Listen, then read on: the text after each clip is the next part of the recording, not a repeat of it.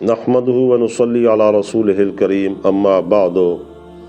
فاعوذ باللہ من الشیطان الرجیم بسم اللہ الرحمن الرحیم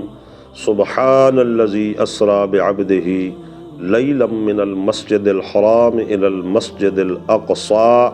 الذی بارکنا حولہ لنریہ من آیاتنا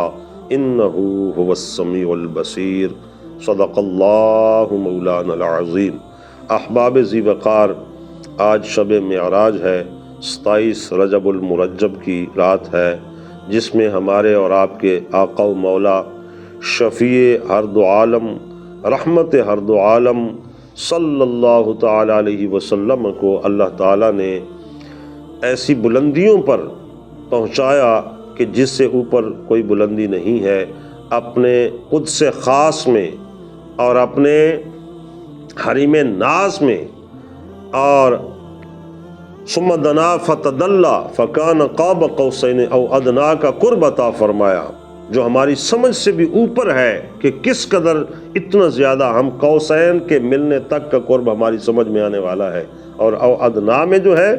اس کا ہم معنی اور تعبیر نہیں کر سکتے ہیں۔ یہ وہ مرتبہ ہے، وہ شان ہے جو اللہ نے اپنے حبیب صلی اللہ علیہ وسلم کو عطا فرمائی۔ تو بہرحال یہ ایک بہت بڑا اعزاز ہے، بہت بڑا معجزہ ہے کہ اللہ نے اپنے حبیب صلی اللہ علیہ وسلم کو یہ کمال اور رفعت بخشی۔ اور پھر حضور صلی اللہ علیہ وسلم فرماتے ہیں کہ وہاں ایسے عظیم مقام پر اللہ تعالیٰ نے مجھے بلا کر اور مجھ پر اتنی کرم نوازی فرمائی اور رحمت فرمائی، اور مجھے 3 خصوصی انعامات عطا فرمائے۔ حدیث پاک مشکات المصابیح میں موجود ہے۔ حضور فرماتے ہیں مجھے صلوات 5 یعنی 5 نمازیں عطا کی گئیں، اور ساتھ میں حضور صلی اللہ علیہ وسلم نے فرمایا کہ خواتیم سورۃ البقرہ، سورۃ بقرہ شریف کی جو آخری آیات ہیں، آمن الرسول بما انزل الیہ، یہ آیات مقدسات عطا فرمائی گئیں۔ اور تیسرا حضور نے فرمایا کہ جو خصوصی انعام اللہ نے مجھے عطا فرمایا ہے وہ یہ ہے کہ اللہ نے وعدہ فرمایا کہ میری امت کے ہر فرد گناہگار کی بخشش فرمائے گا، سوائے اس کے کہ جو اللہ کے ساتھ کسی کو شریک ٹھہراتا ہو۔ تو کیا ہے، قربان جائیے نبی رحمت صلی اللہ علیہ وسلم پر۔ اسی طرح کی ایک طبرانی کی حدیث بھی ہے کہ جس میں اللہ کے نبی صلی اللہ علیہ وسلم نے جب اللہ تعالیٰ کی بارگاہ میں یہی امت کی بخشش کا سوال عرض کیا تو اللہ تعالیٰ نے ارشاد فرمایا لم آرا الی امتک الا العفو، اے میرے محبوب صلی اللہ علیہ وسلم